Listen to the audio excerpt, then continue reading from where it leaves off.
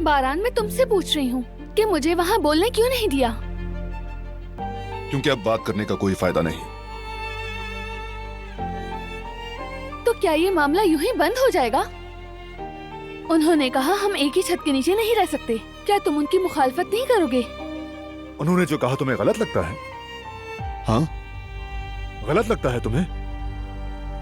लेकिन क्या तुम अपने प्यारे को नुकसान पहुंचाने वाले इंसान का चेहरा रोज देख पाओगी दिलान?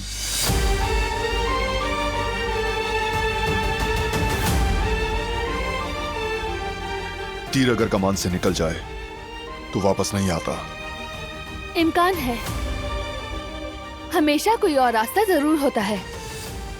मैं वक्त की ताकत पर यकीन रखती हूँ। बस ये कि हिम्मत नहीं हारी जाए। क्या हम दोनों इसकी बेहतरीन मिसाल नहीं है?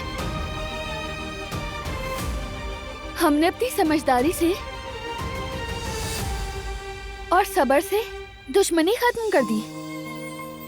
अगर हम फराद को भी समझ लें। समझने वाली कोई बात नहीं दिलान, सब कुछ वाज़ेह है।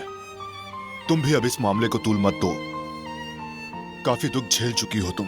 मैं नहीं चाहूंगा कि तुम मजीद इसमें मुलविस हो। कैसे मुलविस न हूं बारान? ये हमारा खानदानी मामला है। जब तक ये मसला हल नहीं होता, मुझे सुकून नहीं मिलेगा।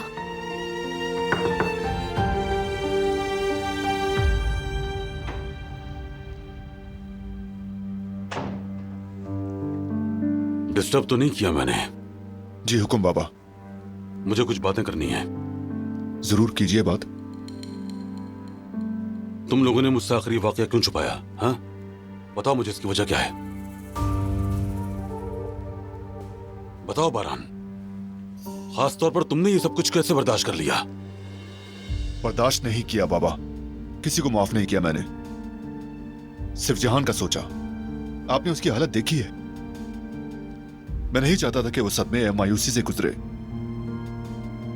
चाहे वजह कुछ भी हो, तुम्हें मुझसे सच बात नहीं छुपानी चाहिए थी। खामोश नहीं रहते।